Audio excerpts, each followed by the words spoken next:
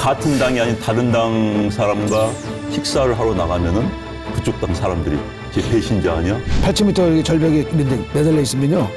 내가 옆에 있는 동료가 보수인지 진보인 이런 거 아무 상관없습니다. 서울과 비서울, 그러니까 인서울과 서울이 아닌 곳. 남녀는 다른 겁니다. 다른 거 다르게 줘야 되고 인권은 같은 거예요. 금여의 어떤 법칙들을 좀 풀어야 되지 않을까 생각을 합니다. 어머니거든요, 여자는. 어머니 없이 이 세상 존재할 수가 없잖아요. 그걸 인정을 해야 되거든. 인정을 해줘야 되거든. 아버지는 없으면 또 안 되잖아요. 아니, 물론.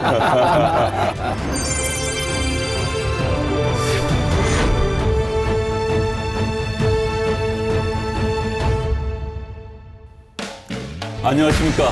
BTN 신년 특집 대담 화쟁 다름을 넘어 공존으로 진행을 맡은 안형환입니다. 요즘 여러분들 뉴스 보면 머리가 복잡하시죠? 이곳저곳에서 싸운다는 소리가 들려옵니다. 갈등공화국 대한민국. 우리들이 싸우고 다투는 데 드는 사회적 비용이 연간 200조 원이 넘는다고 합니다.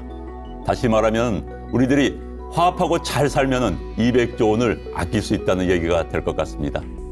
오늘은 우리들이 싸우지 않고 잘 살 수 있는 방법, 화쟁, 갈등을 넘어 공존으로 가는 화합의 지혜를 모아보는 그런 특별 자리를 마련했습니다. 먼저 오늘 출연하신 분들 소개해드리겠습니다. 불교 조계종 화쟁위원장을 맡고 계시는 정만 스님 나오셨습니다. 안녕하십니까. 새해를 맞이해서 부처님의 가피가 우리 신도님들 가정 내에 가득하셔서 하고자 하는 모든 일들이 원만하게 이루어지는 한 해가 되기를 기원합니다.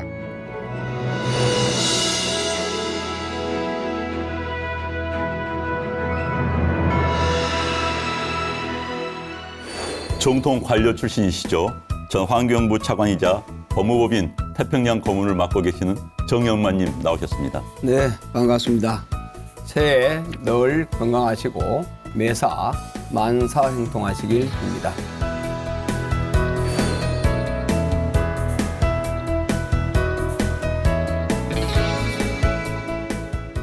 북한학 최고 전문가시죠. 동국대학교 부총장이신 김용현님 나와주셨습니다. 네, 반갑습니다. 제가 말띠인데요. 올해 이 붉은 말의 해를 맞이해서 우리 동국발전, 불교 중흥에 새로운 정기가 마련되는 한 해가 됐으면 좋겠습니다. 감사합니다.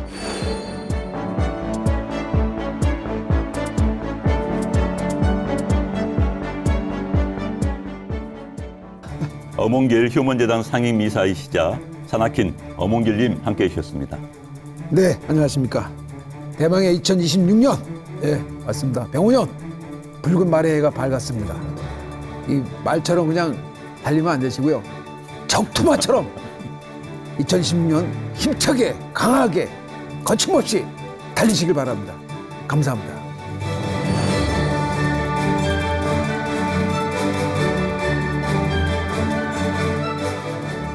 적토마처럼 힘차게 달리는 한 해가 되길 빌면서 본격적으로 시작하도록 하겠습니다. 저희 프로그램 제목이 화쟁, 다름을 넘어 공존으로입니다. 그런데 이 화쟁이란 단어가 약간 낯설기도 하고 어렵게 느껴지기도 합니다. 먼저 스님께 여쭙고 싶습니다. 화쟁 대체 어떤 뜻입니까? 여러분들은 아마 화합이라는 말을 많이 들었을 거예요. 우리가 화합해야 되지 않느냐. 서로 간에 가지고 있는 생각을 다름을 인정하고 이해하고 공존하기 위해서 함께 한다라는 의미를 이제 화합이라고 한다 그러면은 화쟁도 다르지 않습니다. 바로 한 자리에 모여서 우리가 음식을 먹고 마시며 자기가 가지고 있는 자기의 생각을 상대방에게 전달하고 또 상대방의 의사를 전달받음으로 인해서 거기에서 우리가 목표하고자 하는 그런 시점을 갖다가 통합하는 그런 의미를 가지고 있는 것이 화쟁이라고 할 수 있겠습니다. 한마디로 함께 더불어서 하는 게 화쟁입니다. 스님 말씀을 들으니까 화쟁이 그렇게 복잡한 이야기는 아닌 것 같아요. 함께 음식을 나누면서 대화를 하는 것이 화쟁인데 우리 나머지 세 분들 일상생활 속에서 화쟁이라는 의미를 어떻게 생각해 보셨는지 한번 간단히 말씀을 듣고 싶습니다. 우리 정의만 차관님. 제가 먼저 말씀드릴까요? 저는 그런 의미를 담은 화쟁이 가지고 있는 역할적인 측면에 대해서 한번 생각을 해보면은 저는 오케스트라에 비유하고 싶습니다. 우리 오케스트라는 것은 많은 악기들이, 많은 연주자들이 각각의 파트에서 열심히 연주를 하고 또 각각의 소리를 냅니다. 그렇지만 그 소리가 가지고 있는 하나의 소리보다는 전체 음이 다 모였을 때 또 다른 세계, 또 다른 장엄한 세계를 만들어내듯이 화쟁도 그런 측면에서 화쟁이 우리 사회에 각각의 목소리를 담아낸다면 큰 동력을 발휘할 수 있다는 측면에서 화쟁을 오케스트라에 비유하고 싶습니다.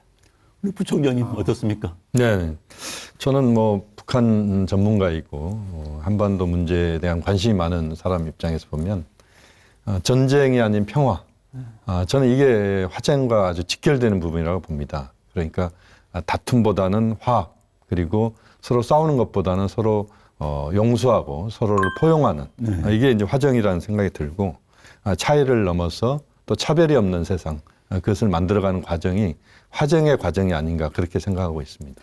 우리 염홍길 대장님 어떻습니까? 저는 아무래도 산악인이니까요. 화쟁을 저는 베이스 캠프라고 이렇게 정의를 하고 싶습니다. 저게 산을 오르는 데 있어 정상을 가기 위해서 도전할 때 가장 중요한 것이 이제 베이스 캠프거든요. 네. 거기다 모든 식량이며 장비며 모든 것을 총 직결을 시켜가지고 거기서 저기가 이제 가장 편안하게, 가장 안락하게 거기를 이제 베이스 캠프로 설치해야 됩니다.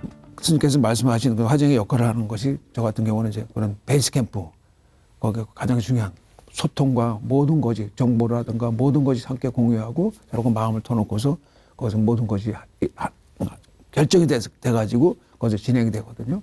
그렇기 때문에 베이스 캠프가 아닐까 생각하는 겁니다. 네, 뭐 좋은 말씀해 주셨습니다. 시청자 여러분들께서도 서로 화쟁의 의미가 무엇인가에 대해서 함께 생각을 하면서 이제 본격적인 이야기를 들어가도록 하겠습니다. 자, 먼저 우리 삶에서 쉽게 느낄 수 있는 그런 소소한 이야기들부터 시작을 하고자 하는데요. 젠더 갈등, 빈부격차, 주차 시비, 기후 시비, 사법정의, 언론 불신, 참 우리 사회에 우리들이 느낄 수 있는 그런 갈등들이 많이 나열이 되어 있는데요. 이들 갈등 속에서 우리 출연해 주신 분들이 야, 저건 내 얘기인데? 얼마 전에 내가 겪은 이야기인데? 이런 거 있으면 자연스럽게 한번 이야기를 하면서 시작을 해보도록 하겠습니다. 누가 먼저? 네네. 저는 아마도 저 공무원을 30년 이상 하면서 대부분을 환경 쪽에 근무를 했습니다. 그러다 보니까 아시다시피 우리가 환경이 우리 주위를 둘러싸고 있는 바운더리가 굉장히 넓습니다. 좁게는 우리가 요새 가장 사회적 문제가 되고 있는 층간소음과 같은 소음 문제부터 시작해서 또 우리가 일상생활에 배출되는 쓰레기를 처리하는 이런 쓰레기 매립장이나 소각장 이런 시설들을 둘러싸고 굉장한 갈등이 많습니다. 특히 우리가 일상생활에서는 님비 현상 이래 가지고 유치되는 지역 주민들은 절대 또 반대를 하고 그렇지 않은 지역은 또 그걸 유치를 해야 되는 이런 문제들이 있어서 많은 갈등이 발생되고 있고 또 지구적으로 보더라도 해도 여기도 언급이 되고 있습니다만 기후변화가 크다는 이슈입니다. 그런데 기후변화에 대해서도 국가 간에 굉장한 또 갈등을 가지고 오거든요. 또 거의 국내에 들어오게 되면은 기후변화를 실천하는 데 있어서도 이해관계가 다 얽혀 있기 때문에 어찌 보면 환경 문제 전체가 갈등의 하는 현장 속에 있는 이런 이슈들로 가득 차다 이렇게 느끼면서 또 공무원 생활을 한 것 같습니다. 또 누가 말씀해 주시겠어요?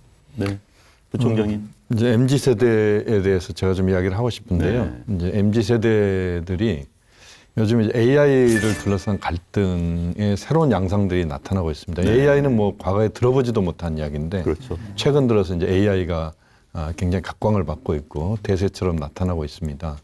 학생들이 예를 들어서 수업 발표문을 만든달지 또는 리포트를 작성하거나 할 때 AI를 활용하는 것이 대세입니다. 그런데 이제 그것을 어느 정도 활용하느냐에 따라서 성적이 달라지거든요. 그래서 어떤 학생들은 정말 자신이 모든 것들을 자료를 준비해서 만드는 학생이 있는 반면에 어떤 학생들은 AI에 거의 전적으로 의존하거나 이런 경우가 발생하고 있어요. 그 과정에서 학생들 사이에서 보이지 않는 또는 보이는 갈등들이 굉장히 많이 나타나고 있고 그 갈등들을 교수들이 정리하는 것도 쉽지가 않습니다. 그걸 전부 확인해야 되고 이런 것이 이제 정말 새롭게 나타나는 정말 과거에 상상도 못했던 그런 갈등 양상들이 새롭게 나타나고 있다 이렇게 볼 수도 있습니다. 정말 상상을 못했던 모습들이 그렇습니다. 나타나고 네, 있군요. 네. 엄 대장님 또 어떤 이야기를 해주시겠습니까? 저는 뭐 개인정보 침해를 골랐습니다. 네. 예, 올해 유독 개인정보 유출이 많이 이렇게 되고 그런 뉴스도 많이 있는 것 같아요. 이전에 사람들이 개인정보는 공공재다라고 이렇게 말할 정도거든요. 갑자기 스팸 문자가 오면 또 어디서 누군가 털렸구나. 그렇죠. 문제가 생겼구나. 굉장히 불쾌하죠. 네네. 근데 요즘은 또 개인정보가 돈이 되는 시대잖아요. 네. 그런데 기업들이 돈 벌 생각만 하지 가장 중요시해야 할 보안에 대해서는 너무 소홀히 한 것 같습니다. 예, 그래서 더 화가 나는 건 사고가 터진 다음의 태도거든요. 일단 유출되고 나면 승극기에 급급하고 소비자에 대한 보상은 아주 그냥 신경을 안 쓰거든요. 그러다 보니까 나 몰라라 하니까 그러다가 이제 여론이 들끓고 막 사람들이 이제 같이 이제 막 뭐 이렇게 계속 그런 것이 막 그냥 분분을 사게 되면 그때서야 이제 뭐 엎드려서 절박기식으로 이렇게 사과하고 보상을 내놓고 그런데 사람들을 두 번씩이나 화를 나게 만드는 이런 그 태도가 결국 기업과 사회에 대한 불신으로 이렇게 계속 커지지 않나 이런 것이 바로 문제라고 생각하는 겁니다. 그렇죠. 뭐 기업 입장에서 보면 많은 사업 분야 중에 하나겠지만 개인한테는 굉장히 중요한 그렇죠. 또 자기 삶을 좌우할 수 있는 그런 부분들인데 그럼요. 예, 예, 우리를 예. 간과하고 있는 것 같습니다. 네. 그런데 스님, 우리들이 속세에 살고 있는 사람들은 절집에서는 이런 문제가 없이 조용히 잘들 사실 것 같은데 어떻습니까? 사람 사는 것은 다 비슷하다고 생각을 해요. 네. 절집에서도 보면은 물론 수행하는 수행자들이 모여서 아까도 말씀드린 것처럼 가장 근본적인 화합을 토대로 생활을 하고 있습니다만은 개인적인 갈등은 숨기지 못할 경우가 많이 있거든요. 아주 사소한 데에서 비롯됩니다. 갈등이라는 것이. 저것은 네가 해야 되는데 왜 하지 않느냐. 아니면 저것을 좀 이렇게 나를 위해서 덜어주지 않고 너 혼자서 다 하느냐부터 시작해서 어떤 소유의 문제라든지 또 어떤 생활상에서 함께 해야 될 일들을 이제 소홀히 하는 경우. 절집에서는 가장 이제 중요한 게 뭐냐면 아침 새벽 예불을 해야 돼요. 이제 하루에 3번 정도 하는 예불은 꼭 참석을 해야 되고 두 번째는 공양 시간을 어기지 말아야 됩니다. 그다음에 세 번째 가장 중요한 게 울력인데 울력이라는 것은 사찰에서 어떤 일이 있을 경우에 함께 하는 게 울력이거든요. 뭐 농사를 짓는다든지 청소를 한다든지 하는 모든 것들이 모든 대중들이 함께 해야 될 일입니다. 그런데 그런 것들을 피하기 위해서 이렇게 이제 빠져나갔을 때 말하자면 불협화음이 일어나는 경우들이 있거든요.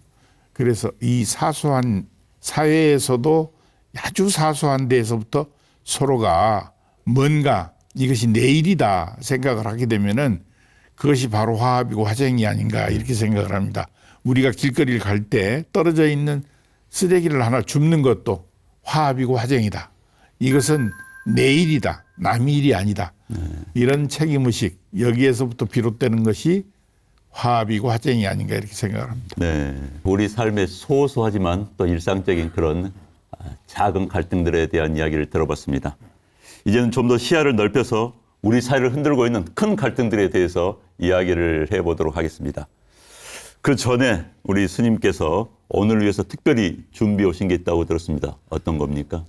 말하자면 화쟁에 대한 이야기를 하기 위해서 우리가 이제 자리를 만들었고 이야기를 나누고 있는데 여기에 대한 뼈대를 우리가 세워야 되지 않을까라는 생각이 들어서 화쟁 선언문을 준비를 해봤습니다. 예. 아유, 뜻하지 않게 화쟁 선언문을 준비해 오셨습니다. 역시, 네, 감사합니다. 누구든지 다 알 수 있는 내용이기 때문에 여기서부터 우리가 소소한 데서부터 바로 비롯되는 것이 화쟁이 아닌가 이렇게 생각을 하고 이 부분을 준비했기 때문에 이걸 이 시간을 함께 하고 있는 모든 사람들이 비롯돼서 이 사회를 이제 정화시키는 역할을 해줬으면 좋겠습니다. 부처님 말씀 중에 일신이 청정하면은 다신이 청정하고 다신이 청정하면 법계가 청정하다 이런 이야기가 있어요. 말하자면 자기 스스로 먼저 청정하려고 노력하게 되면 자기 주변이 청정해지고 그 주변이 청정해짐으로 인해서 전체 법계가 맑아진다는 이야기거든요. 네. 그래서 이 화쟁 선언문을 통해서 우리 사회가 조금씩이라도 맑아지는 그런 모습으로 다가갔으면 하는 마음에서 만든 그런 내용입니다. 네. 오른손을 들고 자세를 바로 세우고 순서대로 외우도록 하겠습니다. 시청자 여러분께서도 참 좋은 내용들입니다. 저희들이 읽는 순간 그 의미를 함께 새겨봤으면 좋겠습니다. 먼저 우리 정임원 차관님부터 해주실까요? 예. 하나, 우리는 틀림이 아닌 다름을 인정합니다. 상대의 생각이 나와 다르다고 해서 적이 아님을 기억하겠습니다. 하나, 우리는 주장하기보다 먼저 경청합니다. 내 말이 옳음을 증명하기보다 상대의 말 속에 담긴 진심을 찾겠습니다. 하나! 우리의 진흙 속에서 연꽃이 피어나듯 치열한 갈등 속에서도 화합의 꽃을 피워내겠습니다. 바로 손 내려주시면 되겠습니다. 자, 우리 박수 한번 쳐주시죠. 예. 참 스님 좋은 말씀입니다. 진짜 다름 인정하고 경청하고 화합의 꽃을 피워나겠다. 정말 스님께 감사를 드립니다. 벌써 우리가 박수 치는 모습을 보니까 하나가 된 것 같습니다. 네, 그럼 본격적으로 우리 사회를 갈라놓고 있는 거대한 갈등의 파도 속으로 뛰어들도록 해보겠습니다. 과연 무엇이 오늘날 우리를 이렇게 흐트러지게 만들었을까요?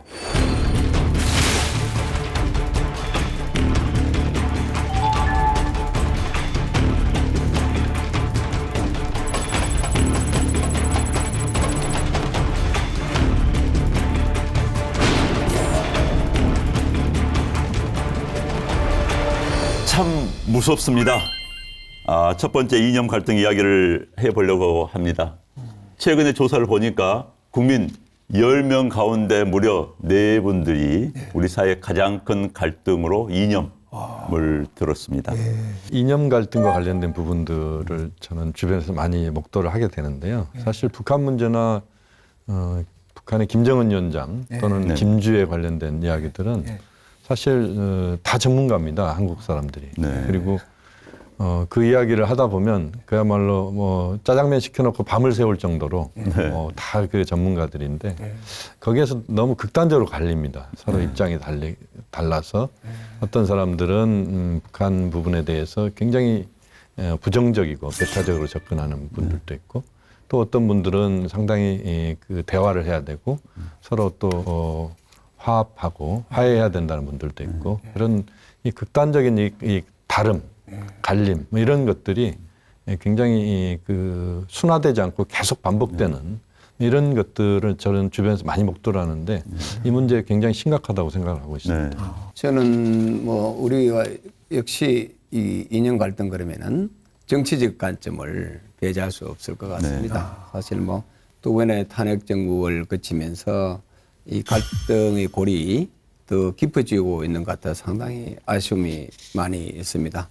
우리가 정치가 그러면은 정치라는 사실은 갈등을 우선적으로 이 조정하고 제도를 만들어가는 이런 기구입니다. 그런데 어때 되다 보니까 이 오히려 갈등을 유발하는 이런 식이 됐는데 이것은 아마도 우리가 정치에 바라는 우리 국민들의 여망이 제대로 반영이 안 되는 이 시스템 때문이 아닌가. 실제적으로는 정치가 어떤 상대를 대화, 합의 대상으로 보는 것이 아니고 적이나 청산해야 될 대상으로 보는 이런 인식들이 많이 있다 보니까 이런 것이 아마 그걸 깊게 만드는 것 같고 또 이러다 보니까 이것들이 일상생활에까지 퍼져서 심지어 요사이는 뭐 가정 내에서도 진보냐 보수냐 뭐 이런 가지고 가정 불화까지 오기도 하고 그리고 나아가서는 직장 모임이나 우리 뭐 동호회 이런 데까지 문제가 있는 심각한 지경가 이래서 이런 부분에서 우리가 정치가 상당 부분 고민을 많이 해야 될 영역이 생겼다 이렇게 말씀을 드리겠습니다. 제가 이 사회자가 말을 많이 하면 안 됩니다. 그런데 이 정치인 이야기가 나오니까 제가 말을 안 할 수가 없습니다. 제가 이 출연자 가운데서 유일하게 선출직 공직을 해본 사람이기 때문에 참 과거에는요, 이 상임위원회가 끝나거나 본회의가 끝나면은 상대당 국회의원에게 문자를 보냅니다. 형님 밖으로 나와요. 그럼 나옵니다. 아, 왜 그래? 좀 살살해. 그러면은 알았어. 저녁에 소주 한잔 이런 분위기가 있었어요. 근데 요즘은 제가 말 들으니까 같은 당이 아닌 다른 당 사람과 식사를 하러 나가면은 그쪽 당 사람들이 제 배신자 아니야? 이런 시각으로 본답니다. 그렇기 때문에 같이 식사를 못하는 분위기가 돼버린 겁니다. 그러니까 갈등의 그 원인이 정치권인데 또 그들이 갈등의 피해자일 수도 있는 거고 참 안타까운 일들이 지금 벌어지고 있는데요. 저는 엄 대장님께 여쭙고 싶습니다. 히말라야 그 설산을 등반을 할 때 2년 필요 있습니까? 보수 진보가 필요 있습니까? 산은 누구나 다 만인에게 평등합니다. 이게 뭐 8,000m 절벽에 이런데 매달려 있으면요, 내가 옆에 있는 동료가 보수인지 진보 이런 거 아무 상관없습니다. 예, 오로지 정상에 오래 갈 때는 생각과 도전하면서 무사히 살아서 내려와야겠다는 목표밖에 없거든요. 저는 지금 우리 사회가 이념으로 싸울 때가 아니라고 봅니다. 예, 저출산이다, 경제 위기다. 대한민국 자체가 지금 절벽 끝에, 벼랑 끝에 매달리는 그런 상황이거든요. 그래서 싸울 정신이 어디 있습니까? 일단 살고 봐야 되지 않겠습니까?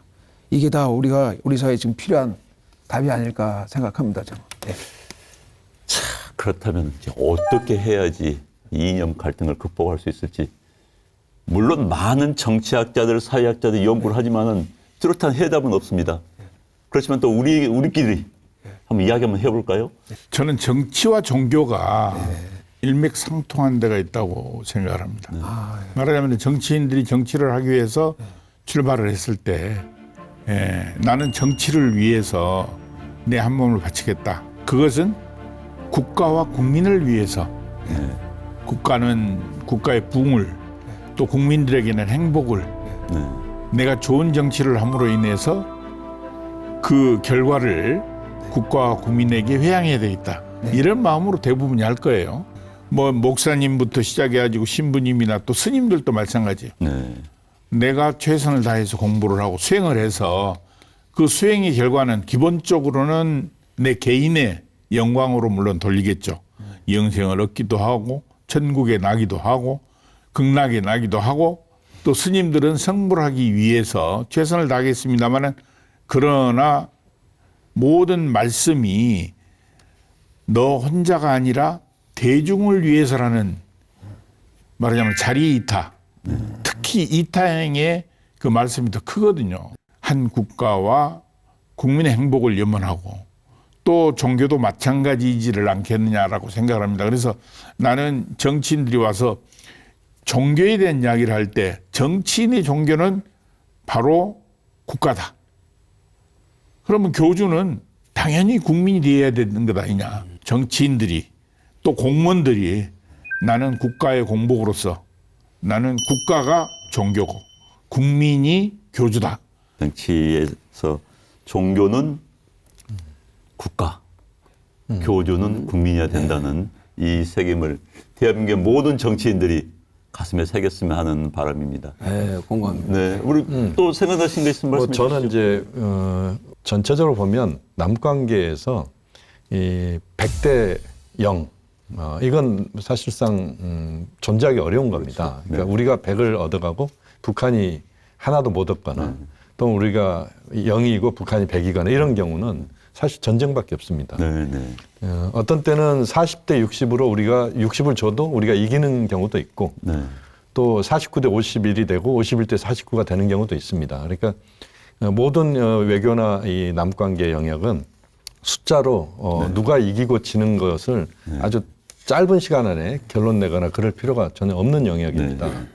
오히려 중요한 것은 남관계에서 지금 보면 이제 저는 구동존이라는 말을 굉장히 중요하게 생각하는데 쉬운 것부터 가능한 것부터 서로 합의하고 또 서로 협력하고 또 서로 예를 들면 이산가족 상봉 문제랄지 이런 소프트한 것부터 먼저 해내고 좀 어렵고 힘든 것은 뒤로 미루어 놓고 그 다음에 이제 해결하고 이런 자세들이 좀 필요한데 지금 보면 이제 서로 북한 같은 경우는 적대 국가로 남쪽을 대하고 남관계에서 뭔가 돌파구를 만들어내지 못하는 것들이 결국 그 다름, 차이 뭐 이런 것들에만 집중하는 그래서 51대 49, 49대 51 뭐 이런 뭔가 주고받는 것들에 우리가 너무 취약한 이런 게 현재 많은 남관계에서 문제를 일으키고 있지 않나 하는 그런 아쉬움이 있습니다.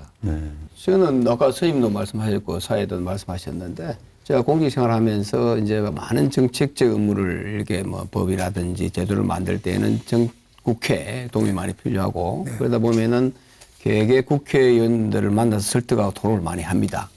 그래서 개개 설득하러 만나는 우리 국회의원 개개인을 보면은 다들 나름대로 인품도 훌륭하고 실력도 있으시거든요.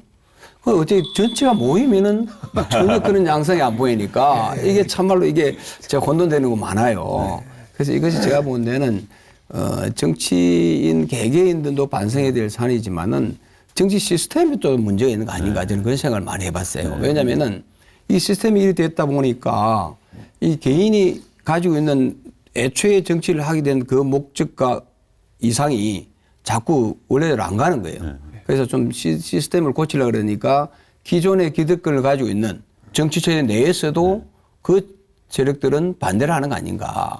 이런 것들이 좀 바뀌어야 아까 말씀하셨듯이 이 상대가 적이 아니라 동료이고 국민을 위해서 같이 고민하는 이런 파트너로 인정해 줘야 되는 이런 인식이 되지 않겠나 생각이 들고요.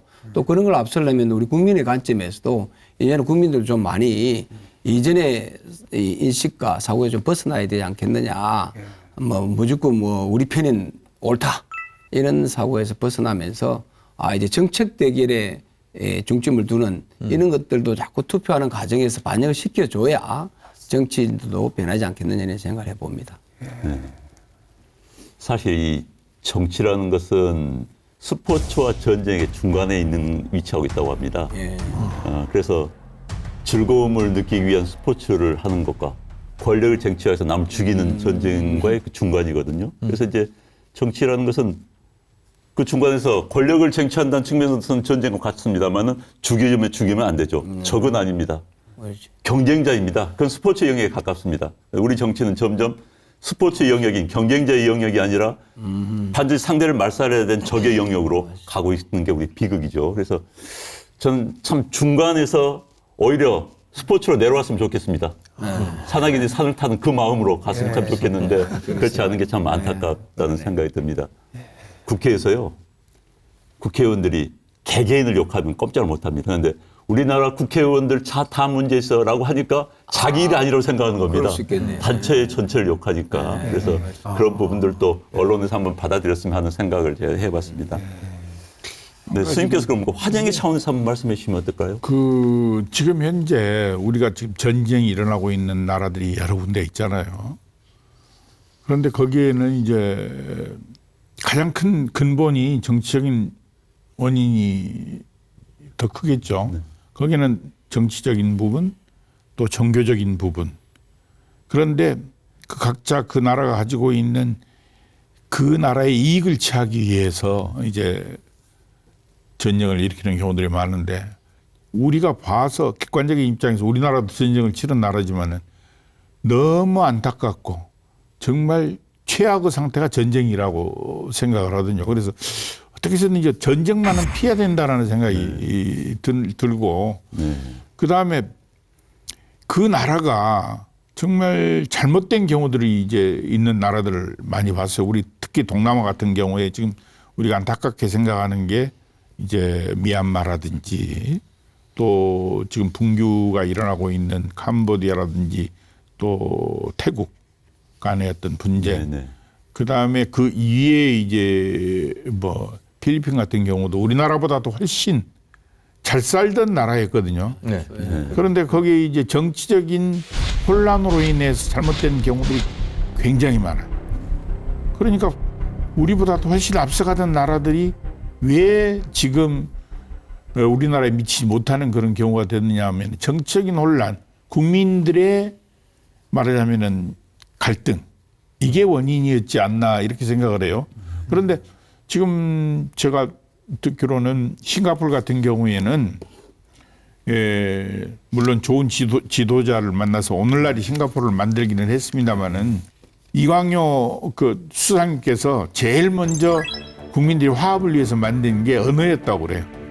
왜냐하면 말레이, 그다음에 중국계 뭐 여러 가지가 있는데 언어가 소통이 안 되다 보니까 네. 분열이 생기게 되고 그래서 야 이제 우리나라는 영어를 기본 언어로 해서 국민의 마음을 한 군데로 묶자 이렇게 해가지고 성공을 한 케이스였다고 합니다.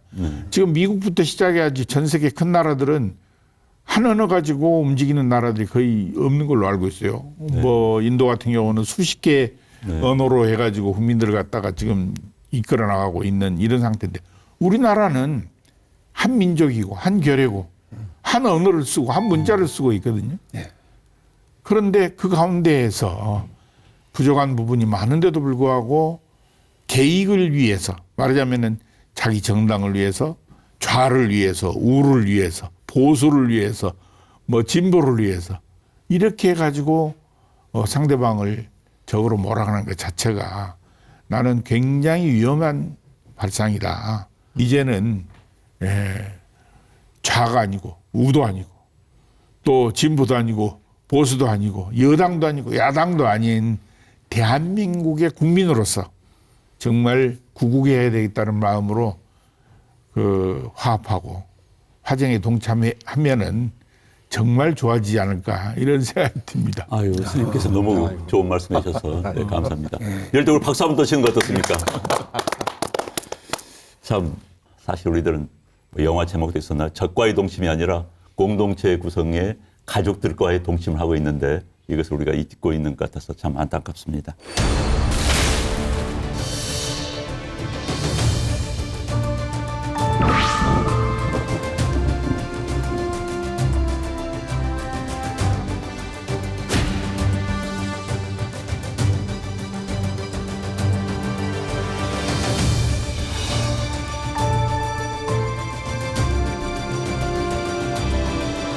참 어려운 이야기입니다.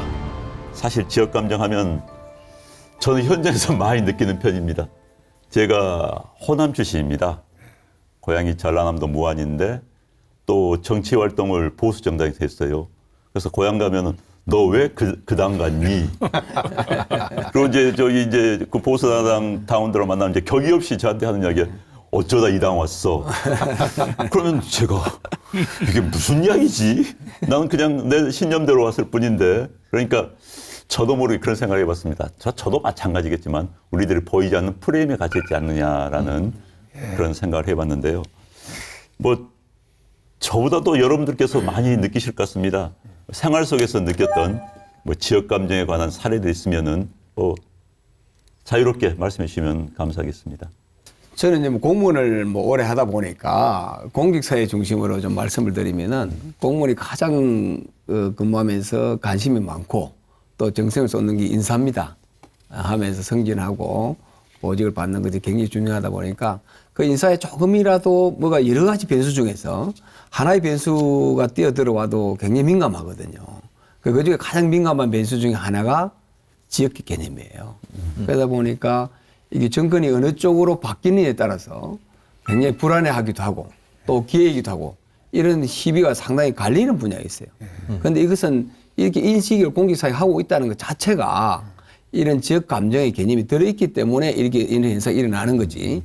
그런 거 없이 공무원들이 그렇게 휘둘리지는 않는다는 말씀을 드리고요. 또 이게 우리가 이제 예산과 관련된 거라든지 여러 가지 제도를 만들다 보면은 이 배분이 문제가 나와요.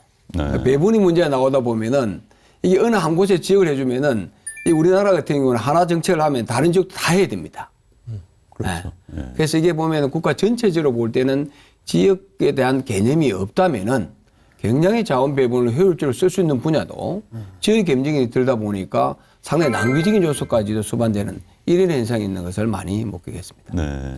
학교는 어때요? 저는 그게 궁금했습니다. 조금 이제 약간 그 지역 감정과 연관되는 부분이기도 하고 좀 약간 차이가 나는 새로운 영역이기도 한데요. 요즘에 이제 학생들은 서울과 비서울, 그러니까 인서울과 서울이 아닌 곳, 여기에 대한 서로 간의 갈등이 상당히 크게 나타나고 있습니다. 다시 말씀드리면 어느 지역 출신이냐 이거보다는 너희가 서울에 있는 대학을 다니느냐 아니느냐, 그리고 지방에서 다니는 학생들은 서울에 다니는 학생들에 대한 불편함 또는 서울에 대한 동경, 그다음에 서울에 다니는 학생들은 지방 학생들에 대한 약간의 좀 무시라 그럴까요? 뭐 이런 것들이 알게 모르게 끼어 있습니다. 그래서 젊은 세대의 갈등은 동서 지역 갈등의 영역도 뭐 여전히 뭐 조금씩 있겠지만 오히려 서울과 서울이 아닌 대학을 다니고 있는 것에 대한 그런 과정에서의 갈등, 이게 굉장히 크게 나타나고 있고, 이 문제가 해결이 저는 쉽지는 않은데 궁극적으로 이게 해결이 안 되면 새로운 양상의 어떤 그런 갈등이 지역을 넘은 이 서울과 비서울 간의 갈등이 아주 증폭될 수도 있다. 이게 이제 졸업해서 사회생활 하면서도 똑같이 이게 또 연결되고 나타나고, 너 어디 학교 나왔느냐 또는 어느 지역에서 학교 나왔느냐, 이런 부분들이 많은 부분 우리 사회에 또 부정적인 영향을 주지 않을까 하는 상당한 우려가 있습니다. 염두영님께서 뭐 살면서 느끼신 지역 감정, 혹시 뭐 산에 올라갈 때 나는 호남 출신이니까 너 이쪽으로 가, 이쪽 길로 와, 너는 영남 출신이니까 이쪽 길로 와, 뭐 이런 건 없겠지요? 우리 국민들은 네. 그런 걸 그렇게 크게 지역이라든가 이런 갈등에 대해서 이렇게 뭐 생각을 별로 이렇게 안 하고 살다가도 이게 정치하는 분들이 네. 그냥 결정적일 때 이거 고춧가루를 뿌리거든요. 재를 뿌려요, 재를 뿌려. 그래가지고 이제 그러면 갑자기 이제 거기서부터 또 이제 서로가 지금 방금 전에도 뭐 나는 뭐 전라 출신인데 나는 뭐 여당 가서 이러면 여기서 양쪽 당에서 이런저런 얘기하고 그런 것 자체가 그것들이 다 갈등이 불러일으키는 부분이 아닌가. 그러니까 그러다 보니까 자연스럽게 국민들도 그냥 그렇게 또 휩쓸려 가요. 또 이렇게 막 파도에 그렇죠. 휩쓸리듯이. 그러다 보니까 이제 이런 갈등이 이렇게 자꾸 생기고 골이 깊어지고 그러지 않나. 그래서 원인인 가장 정치하시는 분들이 좀 화합을 하시면서 하시면 될 것 같다라는 생각이 들죠. 저를 보면서 말씀하신 게 되게 뜨끔합니다. 사실 60년대에 윤보선 후보와 박정희 후보가 경쟁했을 때는 호남에서 박정희 후보표가 더 많이 나왔습니다. 네. 그때는 지역 감정이 정치적으로 없었었지요. 그러다 이제 그 후에 정치인들이 어떻게 하면은 그 지역 감정 부추기면 나한테 유리할까 이런 계산 하게 된 것 같아요. 참 답답한 현실인데 여러 말씀해 주셨습니다. 이걸 극복해 갈 수 있는 방법은 정말 없는 걸까요? 스님 어떻게 생각하십니까? 글쎄, 요새 와가지고 좀 더 이제 진영 논리라든지 뭐 네 편, 내 편으로 나눠져가지고 어떻게 보면은 굉장히 국가적으로는 심각성이 있는 그런 내용들이에요.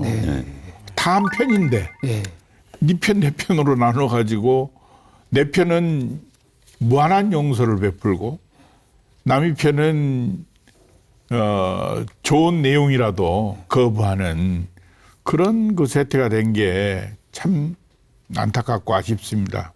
조금 전에 말씀을 했습니다.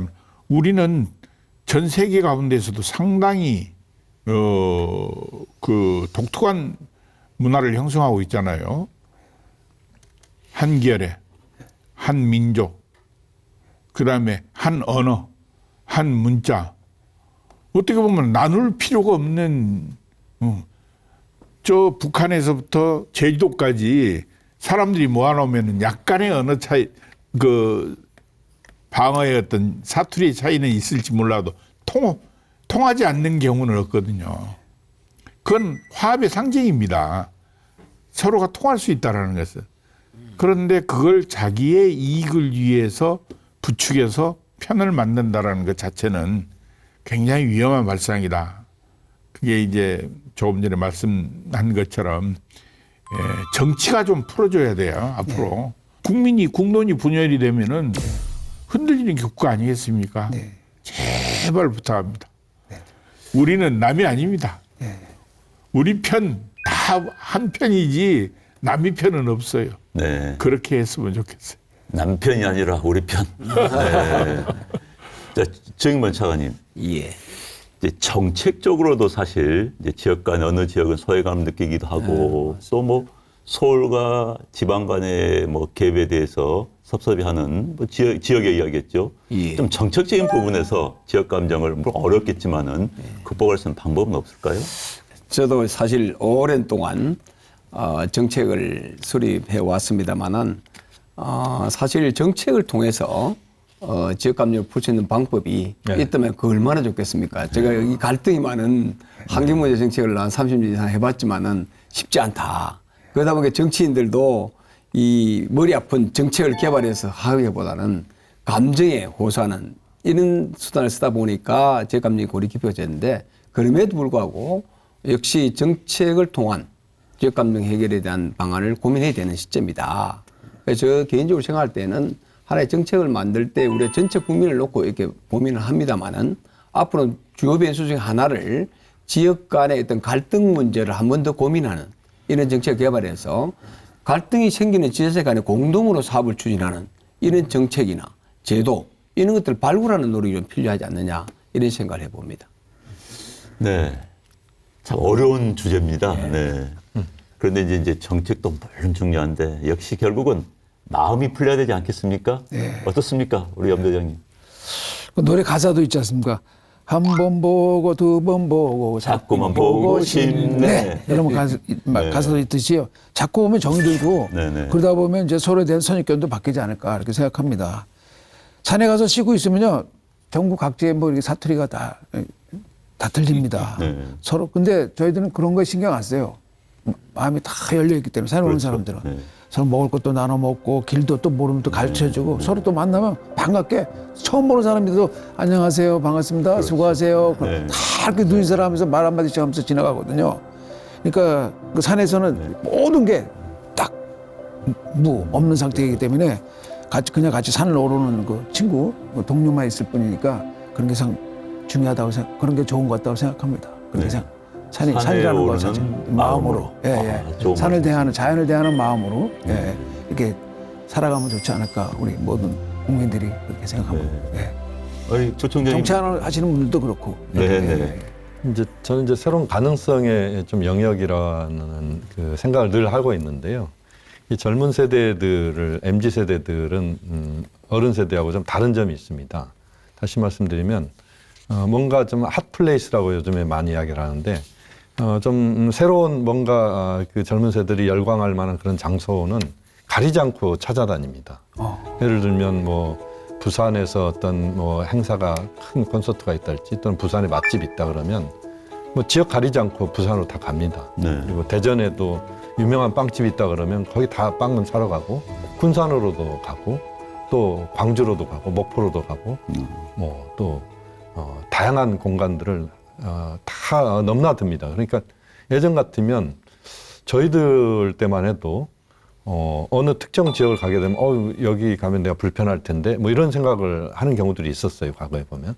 그런데 지금 젊은 세대들은 어느 지역이든지 자기들이 좋아하는 거 뭔가 마음의 그 마음을 움직이는 것이라면 다 불편하지 않고 부담 갖지 않고 다니거든요. 그러면서 서로 그 지역의 젊은이들과 서로 대화하고 많은 또 행동들을 같이 하고 또 열광하고 이런 과정들이 저는 우리 과거 기성세대들이 갖고 있던 그런 지역에 대한 이런 편견이랄지 이런 것보다는 많은 부분 변화하면서 긍정적으로 발전할 수 있는 영역들이 있다. 그래서 저는 이건 굉장히 개선되는 부분이고 젊은 세대들의 그런 모습들을 우리가 많이 후원할 필요가 있다. 이런 생각도 저는 갖고 있습니다. 네.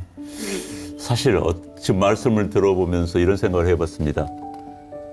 우리 기성세대가 지역 감정에 오히려 더 많이 매달리고 그걸 이야기하고 있지 않는가. 젊은 세대는 정말 조금씩 벗어나고 있고 또 지역 감정 자체가 없는 맞습니다. 뭐 젊은이도 많이 있는데 우리들 거기에 특히 정치인들이 보이지 않나 하는 생각이 듭니다.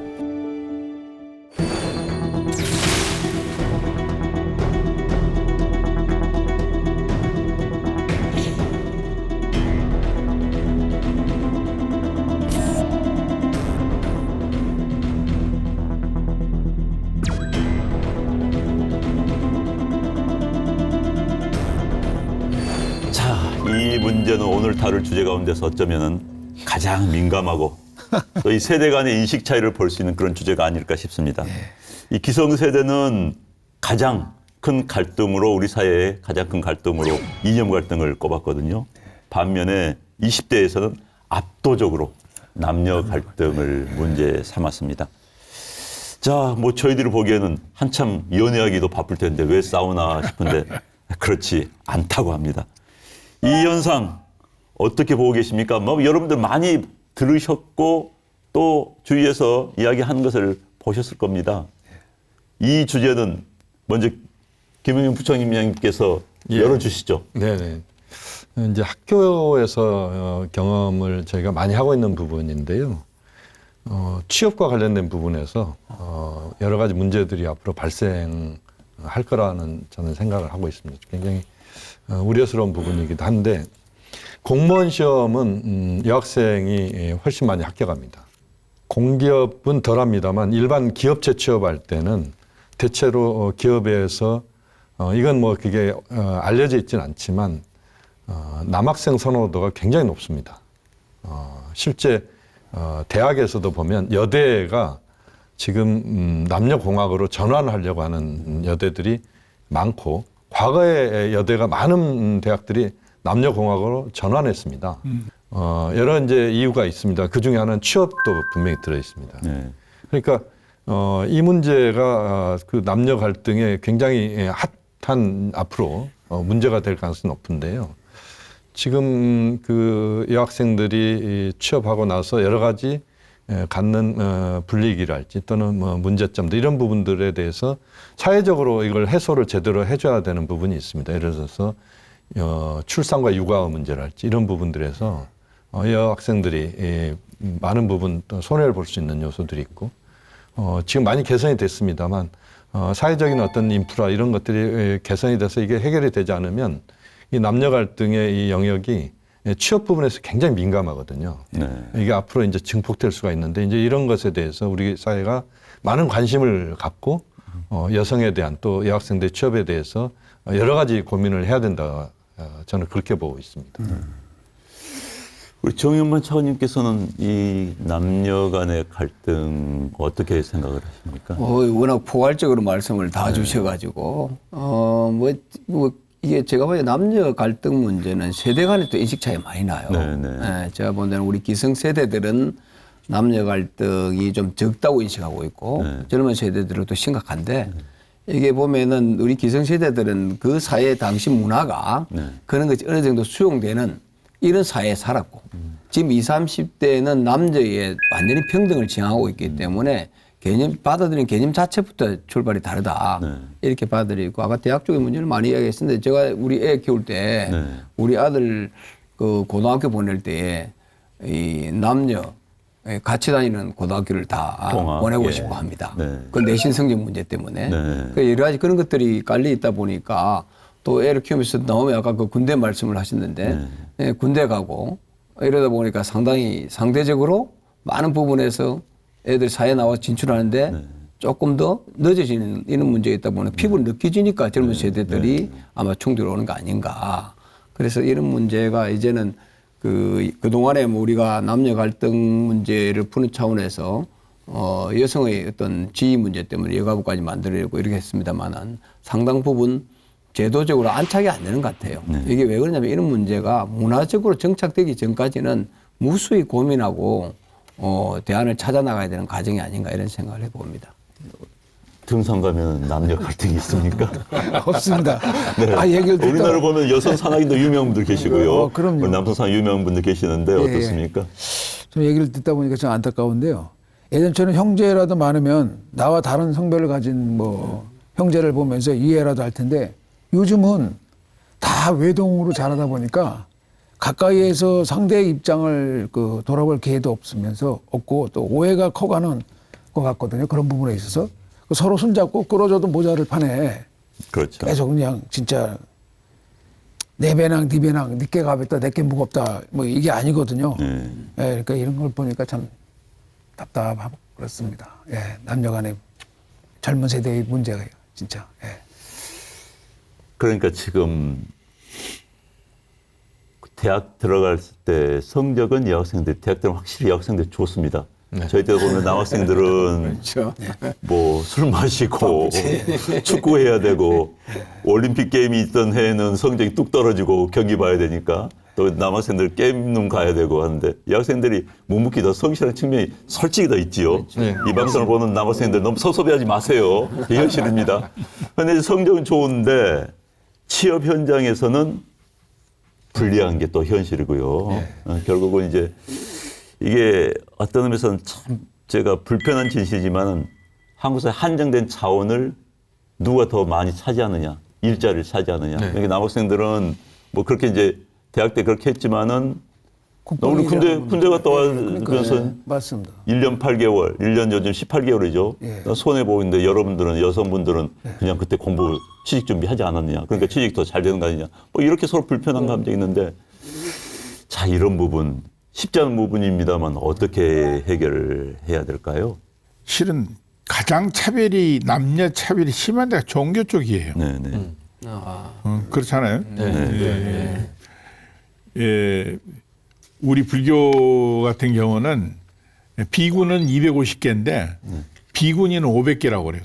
본래는 348개인데 예, 그만큼 이제 부처님 출가 당시부터 비구들은 이제 출가를 해서 계를 받으면 되지만은 여성들이 출가는 처음엔 막았었어요. 왜 그러냐면은 이제 교단이 안착되기 전에 이제 개입이 되면은 어지러워질 수가 있다, 어지럽혀질 수가 있다라고 그래. 그러나 이제 부처님의 그 어머니 이제 이신 마프라자바티 부인부터 시작해가지고 또 부처님의 그 아내였던 야쇼다라비 공주부터 시작해서 출가해가지고 이제 말하자면 많은 분들이 혼자 살아야 되는 그런 분들이 나중에 이제 한꺼번에 500여인 출가를 했다고 그러거든요. 그때 이제 부처님께서도 어쩔 수 없어서 허락을 하셨는데 그러면은 좋다. 교단에 들어오는데 대신에 너희들은 지켜야 될 게 많다. 뭐 이렇게 이야기를 하고 있고. 그다음에 모든 종교 가운데에서 여자를 성직자로 여기질 않습니다. 보면은. 불교 외에는 불교는 비구니 스님을 성직자로 사부대중 안에 집어넣지만은 알고 아시는 대로 가톨릭에서는 수녀님들이 성직자가 아니에요. 평생 봉사자거든. 그다음에 이슬람교 같은 경우는 뭐 엄청난 차별을 지금도 하고 있죠. 여자는 뭐 이렇게 얼굴까지 가려야 되는 그런 여러 가지 어떤 차별법이 있는데 그러니까 이런 종교에서도 상당히 그 고민하고 있는 걸로 알고 있습니다. 말하자면 수녀님을 가톨릭에서는 성직자로 신분을 상승시켜서 지금 부족하고 있는 신부님들의 자리를 갖다 이렇게 대체하는 그런 경우도 생각하고 있는 걸로 아는데 아직은 시기상조다 해가지고 이제 의견이 그 없어진 걸로 알고 있습니다만은 그 제도권에서 이제 금녀의 어떤 법칙들을 좀 풀어야 되지 않을까 생각을 합니다. 그다음에 사회에서도 보면은 조금 전에 뭐 여러 가지 이야기가 나왔습니다만 어머니거든요, 여자는. 어머니 없이 이 세상은 존재할 수가 없잖아요. 그걸 인정을 해야 되거든. 인정을 해줘야 되거든. 또 아버지만 없으면 또 안 되잖아요. 아니 물론 안 되지만은 아버지가 없어도 안 되지만은 그 어머니의 역할이 굉장히 물론 중요하다라는 거죠.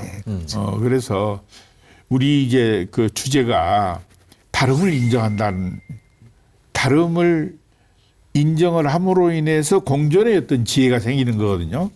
그렇기 때문에 이제는 누가 우월하다라는 우월의식을 사회적인 인식부터 좀 고쳐서 이제 정말로 다 필요한 존재.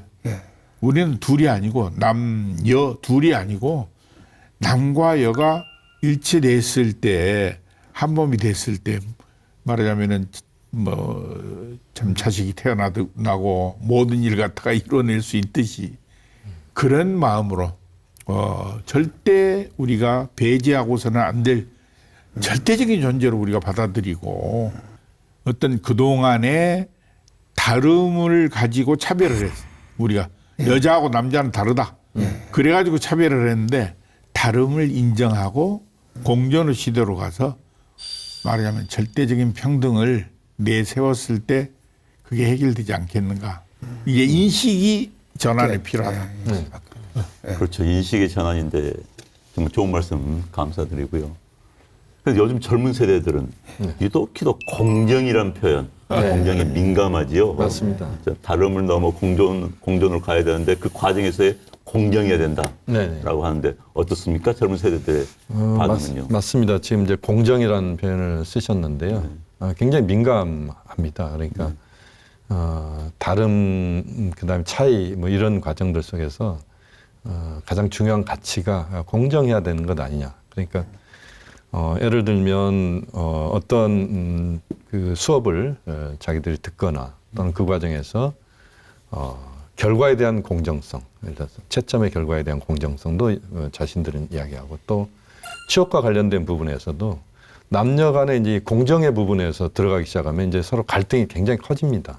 아까 말씀하신 이제 군대 문제도 그렇고 또 여학생들이 대학에서 성적이 좀 더 나은 경우들이 많거든요. 워낙 이제 성실하게 하고. 그런 과정에서 남학생들이 약간의 또 여학생들이 갖고 있는 그런 성적이나 이런 부분에서 남학생들이 갖는 좀 피해의식도 있는 것이고 또 전체로 아까 말씀드린 취업도 그렇고요. 또 일반적으로 사회 인식, 그러니까 사회에서 발생하는 사건에 대해서도 굉장히 그 잣대를 공정성의 기준을 두고 잣대를 두는 경우가 많습니다. 그러니까 이것이 과연 학생들을 젊은 층들을 설득할 수 있는 객관적인 합리성을 갖고 있는 결과인지 뭐 이런 것이 중요한 가치가 되고 있는 겁니다. 저는 그게 굉장히 그 좋은 현상이라고 봅니다. 왜냐하면 우리 사회가 과거에 이제 여러 가지 뭐 지역도 있었고 또 뭔가 우월함을 갖고 또 그것을 갖고 이제 어떤 행동을 하거나 이러면서 또 피해를 주는 경우들도 있었고 여러 가지 이제 문제들이 있었지 않습니까? 이런 것들을 해소하는 과정이 이 공정과 어떤 균형 또 객관성 이런 부분들로 가는 과정이기 때문에 저는 그런 부분들에 대해서 우리가 좀 더 적극적으로 좀 지원하고 그 젊은이들이 그 공정함에 대한 가치를 실현시킬 수 있도록 기성세대가 좀 더 공정해지고 또 좀 더 합리적이고 또 모든 것들을 오픈하고 뭐 이런 것들이 저는 필요하지 않느냐는 그런 생각입니다. 그럼 원대장님도 하신 말씀 있으시죠? 네. 또 뭐 진짜 정치 얘기를 안 할 수가 없는데요. 네. 청년들이 겪는 이 갈등은 결국 살기 힘들고 요즘 얼마나 참 청년 세대들이 막막하지 않습니까?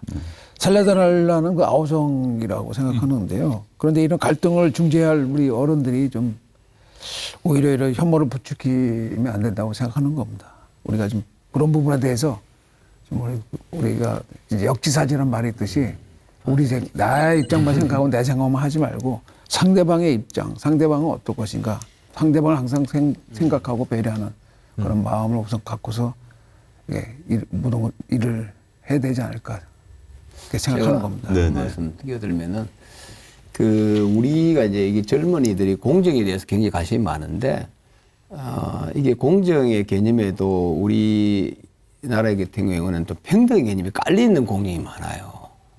그러다 보니까 공정한 것을 차이를 인정한 것에 따른 공정이 돼야 되는데 차별이 없는 공정으로 생각을 합니다. 그 정의는 어째 보면은 다른 것은 다르게 같은 것은 같게 다루는 것이 정의거든요. 남녀는 다른 겁니다. 다른 것 다르게 다뤄야 되고 인권은 같은 거예요. 같이 다뤄줘야 돼요. 이런 측면에서 좀 혼돈이 있는 것 같고 그런 측면에 또 제도적으로 이제 풀어줘야 되는데 우리 이제 고민을 많이 해줘야 되는데 계속 회피하려고 그러잖아요. 예를 들어서 가장 민감한 것이 군 문제가 있다. 그럼 이거는 이제 그동안에 혜택을 줬다가 말았잖아요. 그럼 이게 가산점. 심각하니까 이 고민해서 뭔가 도출해내야 되거든요. 이전에 혜택이 많았다면은 어느 선에 끌지 이제 고민을 해야 되고 회피할 차원이 아니고 그 여성 문제 육아휴직 문제 있거든. 육아휴직을 했을 때에 사실 불이익 가져오는 것들을 어떻게 방지할 때에 대해서 구체적으로 해줘야 되는 거예요. 그냥 언론적으로만 계속 얘기를 하고 있거든요. 우리 사회가. 그게 진척이 안 되는 겁니다. 그럼 예를 들어서 우리가 여성들이 공부를 잘하니까 뭐 입사시험이든 뭘 보면 다 여학생이 거의 압도적이에요. 그런데 이 자리는 남성이 필요한 자리야. 그럼 면접의 주관적으로 이거 떨어뜨리거든요. 그럼 이것도 우리가 시험이라는 것은 인성을 평가할 때 사람들의 육체적 건강도 있고 정신적 건강이 있듯이 시험도 마찬가지 되기야. 시험도 육체적인 조건이 필요한 자리에 대해서는 이런 자리들이 많이 있거든요. 직장에서도. 그런데 그걸 다 일괄적으로 한단 말이에요. 그걸 좀 구체화시켜 가지고 이 남녀가 봤을 때 이 기준은 내가 어느 정도 수용할 수 있다. 이런 걸 제도적으로 만들어주는 것이 지금 남아있다. 그런데 이 문제를 할 때는 상당히 하나의 이게 제도를 만드는 게 갈등이 많이 오니까 이 문제 회피를 하거든요. 이제 우리 사회가 담론을 벗어나서 구체 실행 계획을 만들어가야 그런 시기에 왔다. 이렇게 보고 있습니다. 그렇죠. 이제는 구체적인 실행을 고민해 볼 때가 된 것 같습니다. 그렇지만 우리가 그동안 이 문제에 대해서는 딴 세계 문제, 또 우리 가까이 있는 문제가 아닌 것으로 생각해 왔었는데 이제는 정말 눈앞에 닥친 문제가 된 것이죠. 그럼 스님께 제가 여쭙겠습니다. 자, 우리 청년들에게 인생의 선배로서 사실 이 남녀 갈등의 주 현재 대상들이 젊은이들이거든요. 청년들인데 인생의 선배로서 젊은이들에게 이 문제에 관해서 하고 싶으신 말씀 있으시면 해주시면 감사하겠습니다. 요새 젊은이들은 그래도 사고가 굉장히 주관적인 걸로 알고 있습니다. 정말 자기에게 필요한 또 자기가 하고자 하는 이런 일들이 주저없이 뛰어들고 거기에서 실패를 맛보게 되면은 다시금 재도전하는 그런 젊은이들이 많이 있는 걸로 알고 있거든요. 그리고 전 세계적으로 보면은 젊은 창업자들에 의해서 이 기업들이 성공한 기업들이 세계적인 기업들이 생겨나기도 하고 뭐 그렇기 때문에 저는 젊은이들이 가지고 있는 그 이상을 펼치는데 주저없어야 된다라는 이제 용기를 주고 싶고 대신에 이 젊은이들이 그 창조하고 창작하고 창의적인 어떤 생활을 할 수 있도록 국가에서 정책적인 배려가 좀 있어야 된다라고 생각을 해요. 지금 현재 우리나라에 보면은 뭐 3D 업종이라든지부터 시작해가지고 또 제주도 같은 경우는 이제 밀감을 따는데 겨울때 되면은 인력이 없어가지고 전부 외국 사람들 아니면 아예 농사를 지을 수 없는 그런 지경에까지 이르고 있거든요. 그렇기 때문에 젊은 사람들이 엄청난 실업 청년들이 있음에도 불구하고 일손은 거의 없는 이런 상태가 돼가지고 우리나라 과연 이 농경제가 언제나 이제 막을 내릴까 하는 걱정까지 이제 할 수밖에 없는 그런 지경이거든요. 그런데 계속 하라는 게 아니라 젊은이들에게 뭔가 관심을 가지고 자기가 원하는 일을 진행하기 이전에 사회적인 경험 그런 뛰어드는 경우들이 또 있거든요. 기항해가지고 또 이게 바다에 뛰어드는 친구들도 있고 또 농업에 뛰어들어서 자기들이 가지고 있는 자기네들이 지식들을 이제 창조하는데 기여하는 경우들이 있는데 국가적으로 정책이 뒷받침이 안 되면 그 친구들이 갈팡질팡할 수밖에 없다. 이런 생각이 들어서 첫째는 청년들이 자기의 어떤 적성과 어떤 그 생각에 맞는 일을 할 수 있도록 정책적으로 뒷받침을 해야 된다. 그 역할을 국가에서 책임을 맡아야 되지 않을까라는 생각이 들어요. 네, 좋은 말씀 감사합니다. 자, 다음 주제로 넘어가도록 하겠습니다. 한번 봐볼까요?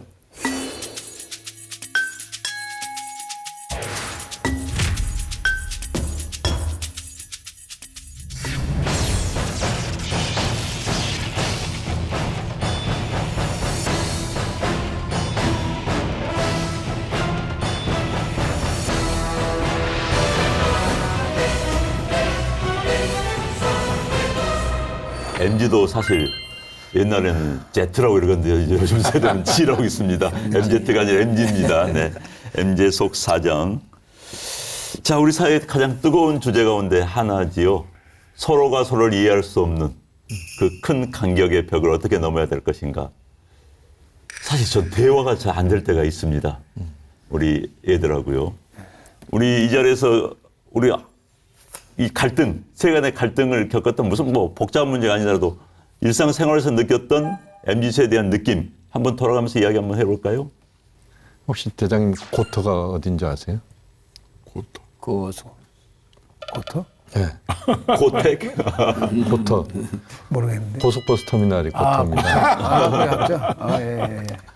그러니까 기성세대가 좀 그 바로 반응하기 어려운 그런 줄임말 이런 것들이 학교에서는 상당히 많이 쓰더라고요. 지금 학교에서는 거의 다 줄임말로 씁니다. 그렇죠. 학생들이. 그렇더라고요, 진짜. 저희도 그걸 따라가지 못하면 예.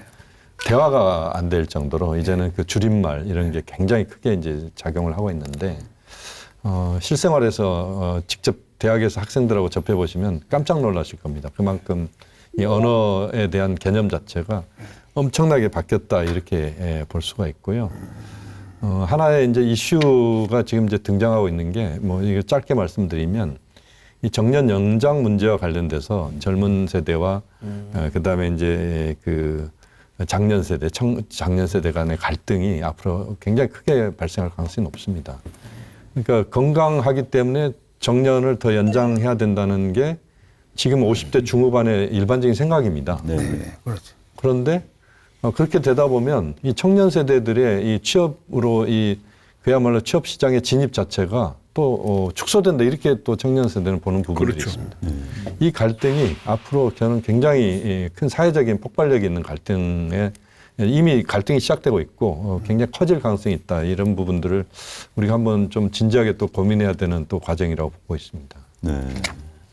이 지식의 변화라 그럴까 정보의 변화가 엄청난 속도로 바뀌잖아요. 네. 이전에 천천히 바뀌니까 이게 우리가 인생을 오래 산다는 것은 굉장한 경험이 많고 지식이 많고 지혜를 가지고 있는 이런 대상이 됐거든요.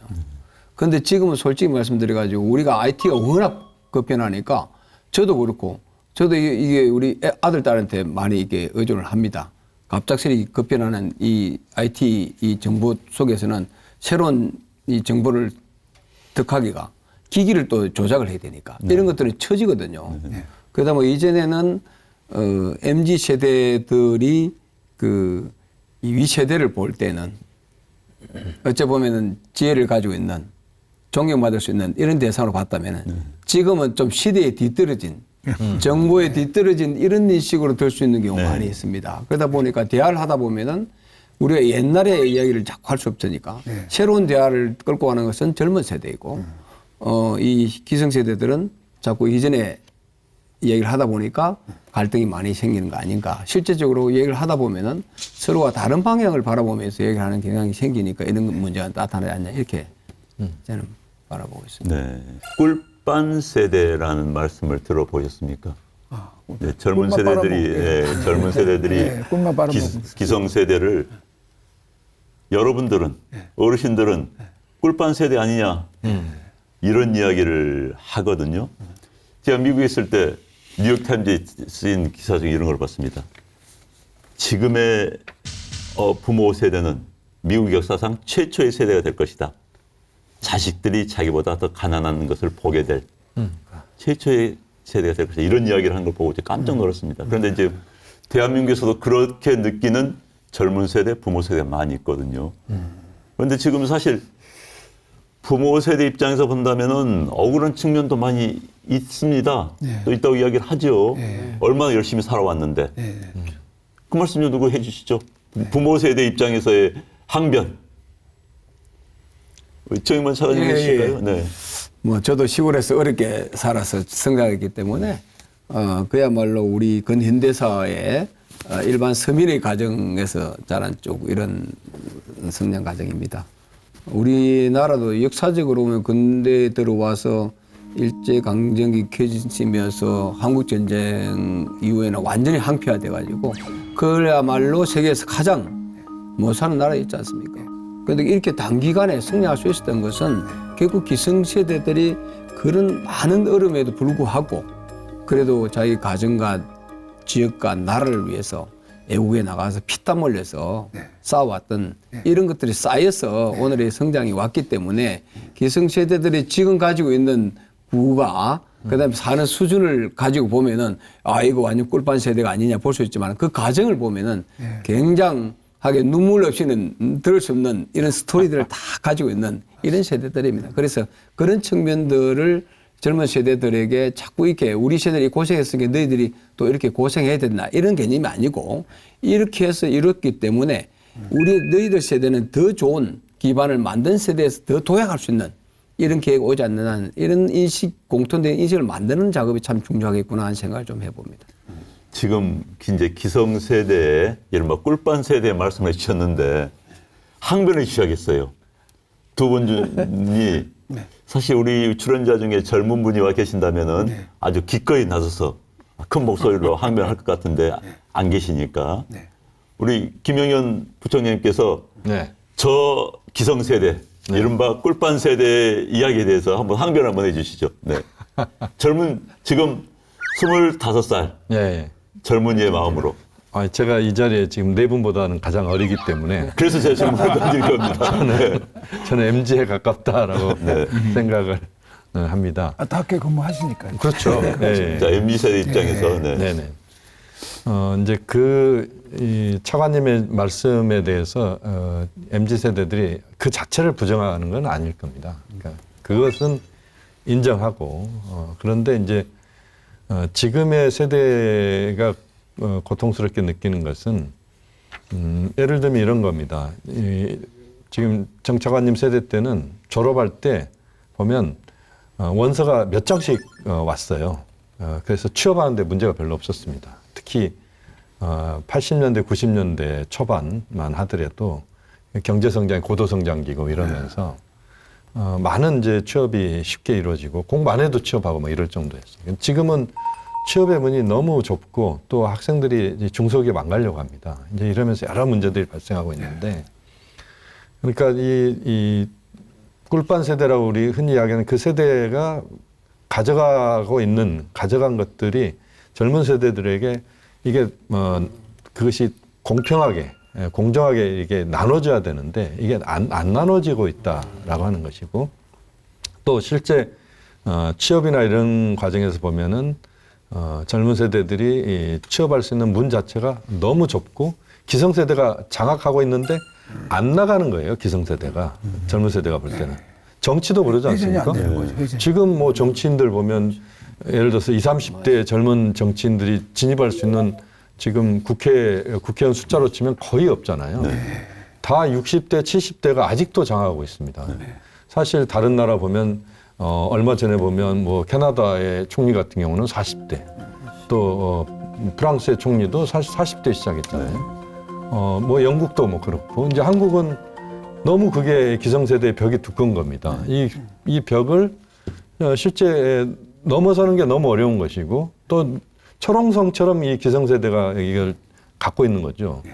경제도 그렇고 다른 영역도 그렇고 그래서 이제 젊은 세대가 성장하고 진입할 수 있는 그런 경제 부분에서의 어떤 영역 또는 정치 또는 사회 모든 영역에서 이제 이런 것을 좀 넓혀달라는 게 젊은 세대들의 공통의 요구이고 또 그것이 막혀 있는 상황에서 굉장히 분노에 있고 또 그것에 대한 화를 참지 못하고 이제 다른 데로 이제 뛰쳐나가 버리기도 하고 그래서 저는 이것은 우리 전체 한국 사회에서 전체가 책임져야 될 문제고 이 부분에 대해서 젊은 세대가 돌파구를 마련할 수 있는 길들은 결국 기성세대가 만들어져야 됩니다. 젊은 세대는 상당 부분 준비가 돼 있기 때문에 그 부분에 대해서 적극적인 그 고민이 여러 영역에서 필요하지 않느냐 하는 게 MZ세대의 저의 입장에서의 말씀입니다.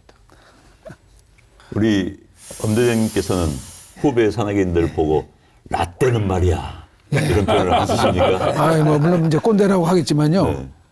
우리에겐 뭐 눈물 없이는 들을 수 없는 그런 뭐 이야기지만 어떤 젊은 친구들한테는 그 라떼는 말이야, 라떼는 말이야. 예, 그런 잔소리 같이 들릴지 모르겠지만 또 그런 부분들을 또 이해를 좀 해줘야 되지 않나.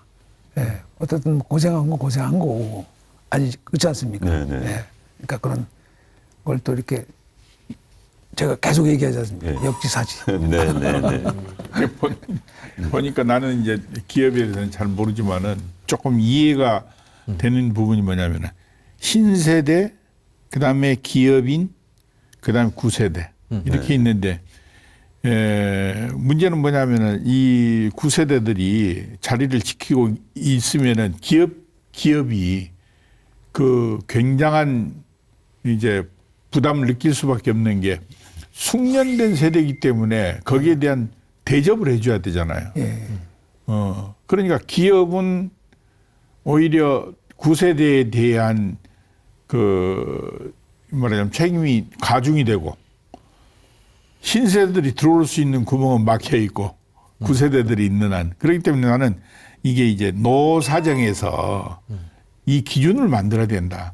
말하자면 구세대에 가지고 있는 노련한 숙련공들의 부분들을 수용할 수 있는 바탕은 만들되 젊은이 들어올 수 있도록 그러니까 지금 이제 한 가지 예를 든다면은 공무원 나오시는 분들을 갖다가 이 기업에서 이제 초빙하는 경우도 있거든요. 초빙을 할 때에는 두 가지 이유가 있어요. 첫째는 그분이 가지고 있는 숙련된 경륜을 필요해서 오고 두 번째는 경제적인 부담을 덜 한다라는 거예요.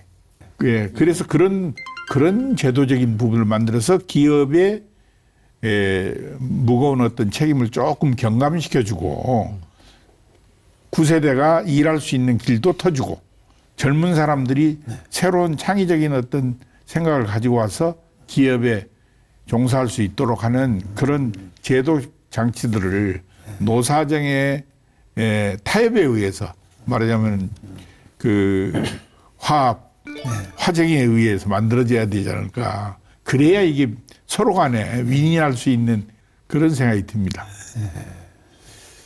참 좋으신 말씀 같습니다. 그리고 지금 대학에서 젊은 세대들한테선 이번 생은 망했다. 이 생망. 나는 수저계급이다. 수저계급론. 이런 이야기도 많이 나온다면서요. 이런 익숙하지 않은 표현들입니다만은. 예.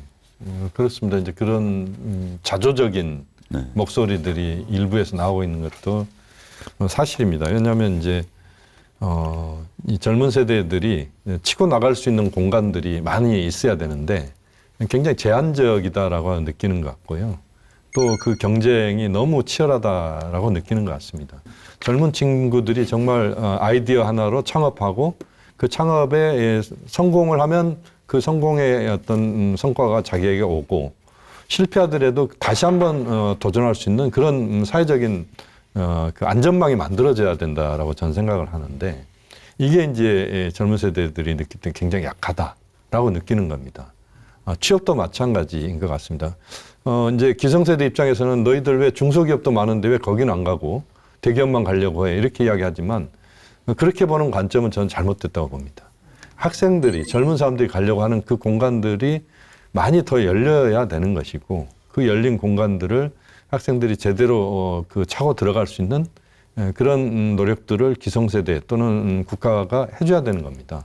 외국으로 나가는 것도 마찬가지죠. 우리 한국의 젊은이들이 수많은 젊은이들이 여행을 하고 있습니다. 또 저희 동국대학교만 하더라도 엄청난 학생들이 외국 학교로 교류학생으로 나가고 있습니다. 수십 개 대학으로 나가고 있고 또 그 과정에서 많은 성과들이 나타나고 있는데 이게 나중에 보면 사장이 됩니다. 그러니까 그 학교로 예를 들어 1년, 2년 가서 공부를 하게 되면 예를 들면 그 나라에서 또는 그 나라 연관된 그 기업이랄지 또는 공기업이랄지 여러 역할들을 그쪽으로 하면은 훨씬 많은 효과가 있는데 영어 공부하러 갔다 오는 것처럼 또는 마침 그것이 그냥 관례인 것처럼 이렇게 돼버리는 경우들이 많거든요. 그래서 저는 그 젊은 친구들이 많은 공간으로 뛰어들 수 있고 또 도전할 수 있고 이런 그 망들을 기성세대가 만들어주는 게 굉장히 중요하다.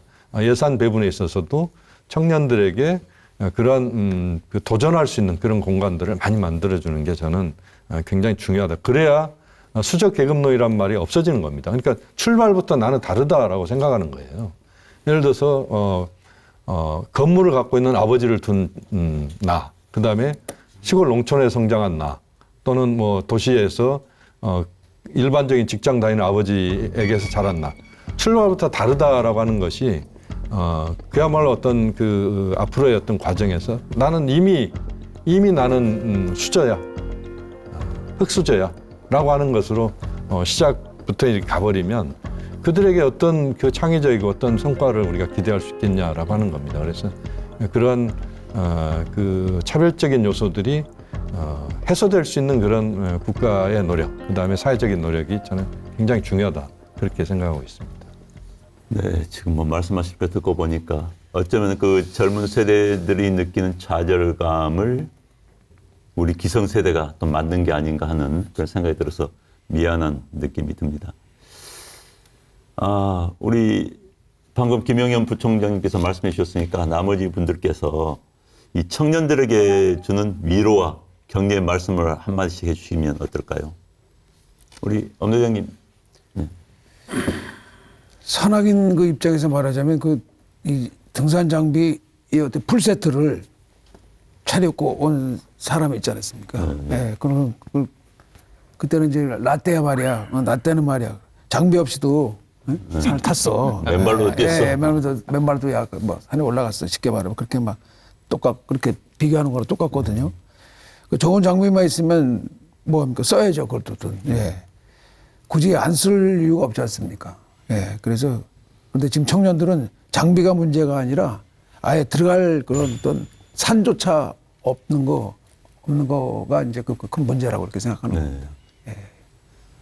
우리 정의만 차관님 한 말씀 해주시죠. 예, 이거 뭐 워낙 우리 부총장님이 종합적으로 말씀을 해주셔서 상당히 그런 부분에 대해서 국가가 많이 고민을 해야 될 것 같고, 그다음에 이제 이게 이 세대 간의 문제 이런 문제들도 보면은 아까 이제 기성세대들이 걸리는 것들이 주택 문제 이런 것들이 굉장히 복잡하게 얽히다 보니까 어느 문제 딱 단절돼서 있는 게 아니고 연결돼 있거든요. 그 연결돼 있는 문제니까 복합적으로 생각해서 문제를 고민해야 되니까 사회적으로 굉장히 많은 고민도 하고 토론해야 될 과제 같다는 생각이 들고요. 그리고 이게 뭐 어느 시대고 기성세대하고 젊은 세대 간의 갈등은 항상 존재했지 않습니까? 몇천 년 전에도 요새 젊은이들 그렇죠. 네. 문제있다 이야기하듯이 있는 것 같습니다. 어느 시대든 왜냐하면 사고의 차이라는 게 있기 때문에 있을 수밖에 없지만은 제가 본 데는 역시 우리 한국은 아직 가능성이 많은 국가다. 왜냐? 지금 이게 여러 조사를 보면은 국제적으로 많은 외국의 젊은이들이 가장 오고 싶어 하는 나라 중 하나가 한국이에요. 여전히 한국의 문제를 많이 가지고 있지만은 그럼에도 불구하고 다른 외부인들이 볼 때는 굉장히 위대한 나라고 가능성이 많은 나라고 살고 싶은 나라로 꼽히는 나라예요.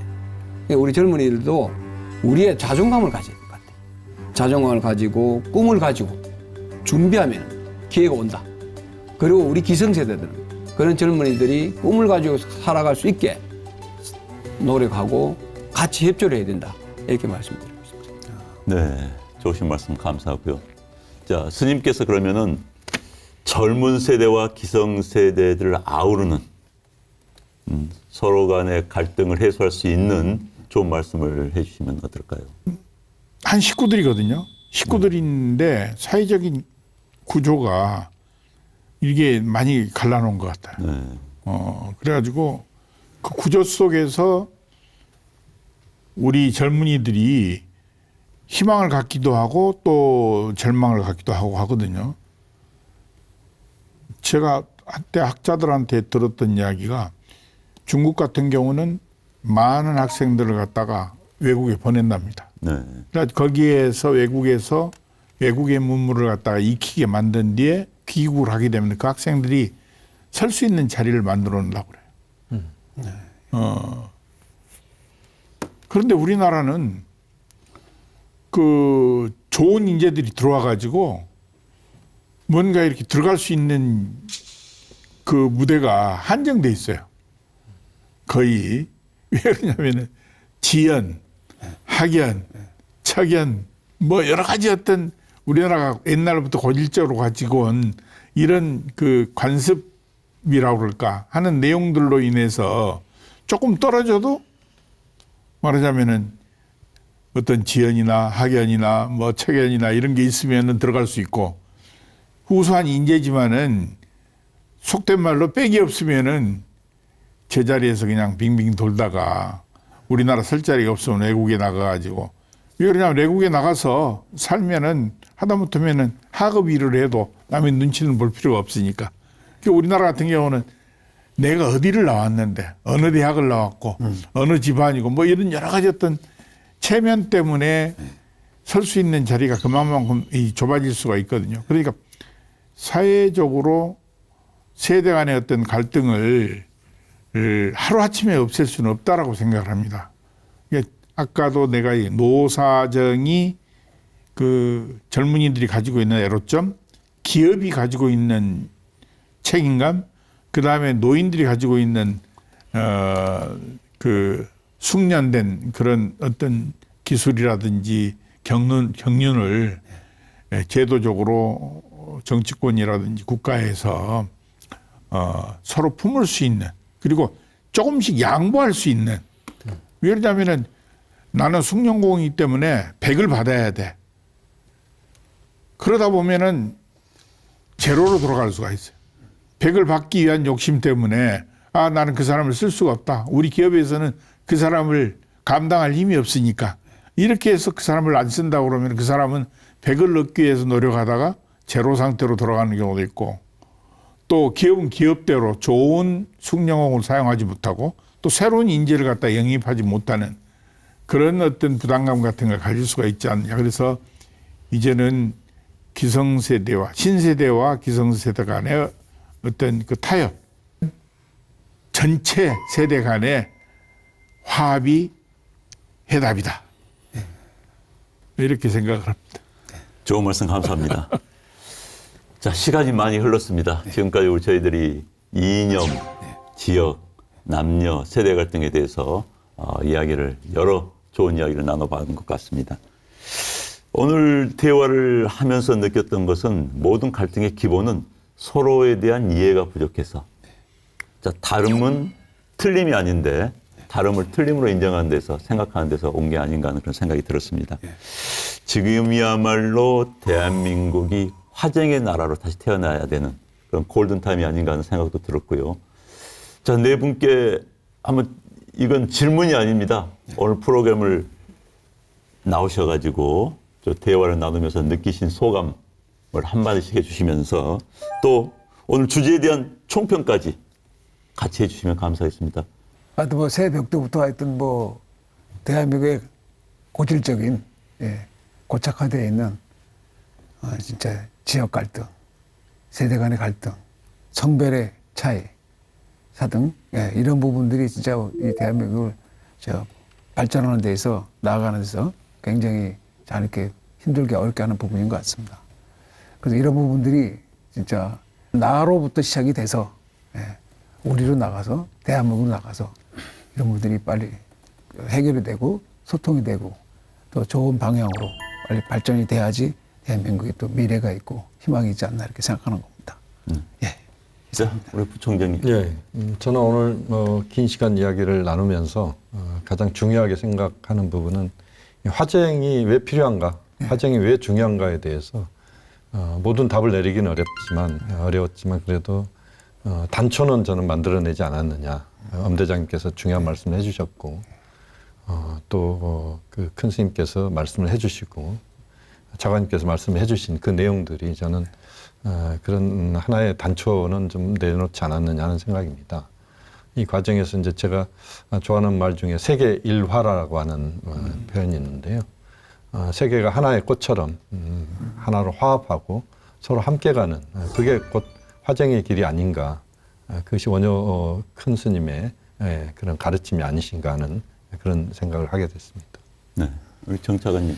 예, 저는 뭐 평소에 느끼고 있었습니다만 오늘 이 자리를 통해서 다시 한 번 더 우리 사회의 갈등이 넓고 깊게 많이 퍼져서 심각함을 한번 더 확인할 수 있었고, 그럼에도 희망을 본 것은 어둠이 지날수록 새벽이 가까이 오고 있다.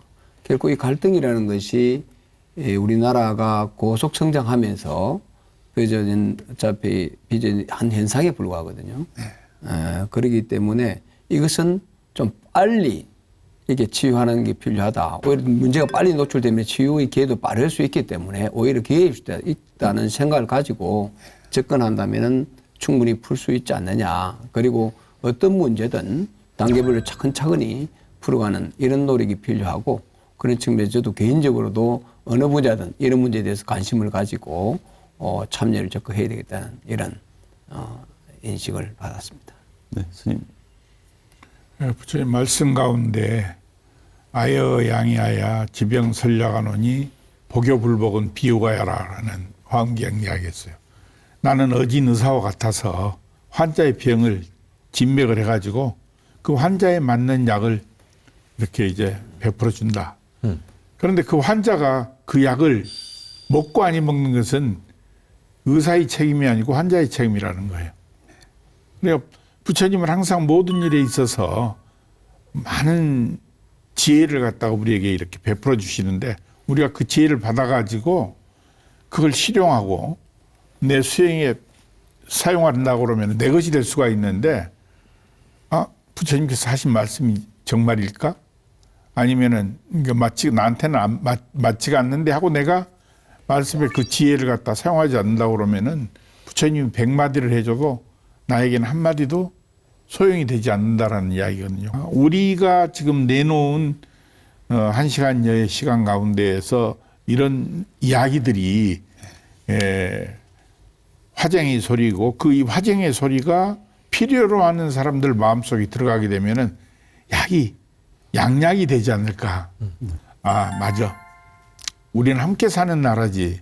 나 혼자 사는 나라가 아니야. 뭔가 내가 좀 양보하고 젊은 사람들이 움틀 수 있는 그런 길을 또 젊은이들은 아무리 내가 창의적이고 의기가 대단하지만은 그래도 어른들이 가지고 있는 경륜은 무시할 수가 없어.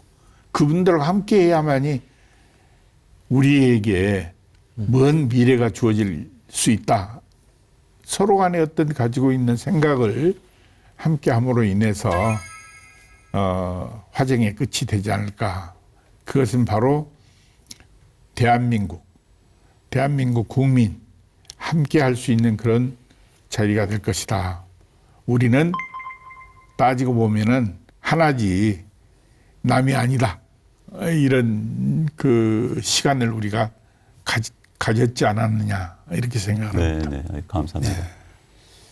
사실 우리 인류는 지구라는 작은 우주선을 타고 태양이라는 목적지를 향하여 1년에 한 바퀴 돌고 오는 여행자들이라고 그럽니다. 그러면 우리 국가의 우리 공동체 구성원들은 옆자리에 앉은 승객이죠. 옆자리에 앉은 승객하고 싸우면서 여행하면 안 되는 겁니다. 그래서 옆자리에 앉은 승객과 화합하면서 1년에 한 번씩 태양을 향해 도는 여행자들이니까 그런 마음으로 살았으면 하는 바람이 오늘 저는 그런 토론을 보면서 그런 생각이 들었습니다. 결론은 좀 갑자기 제 생각인데 그럼 뭐 소통과 화합 이게 그게 해답이 해답이 아닐까 생각합니다. 히말라야의 길을 모아서 그 목소리를 크게 한번 해주시기 바랍니다. 2026년 병원은 붉은 말해입니다. 제가 아까 말씀드린 대로 붉은 말해 적토마처럼 힘차게 거침없이 소통과 화합을 향해서 도전하시기 바랍니다. 감사합니다. 자, 시청자 여러분, 올해 한 해 기 많이 받으시길 바라겠습니다. 오늘 긴 시간 함께해 주셔서 정말 감사의 말씀드립니다. 감사합니다. 감사합니다. 감사합니다. 대한민국이 갈등공화국이라는 오명을 딛고 이제는 화쟁의 나라로 가는 그날까지 저희들은 열심히 더 큰 지혜를 가지고 여러분 앞에 나타나도록 하겠습니다. 정말 시청해 주신 여러분들께 감사의 말씀 드립니다. 감사합니다. 감사합니다. 수고하셨습니다. 수고하셨습니다.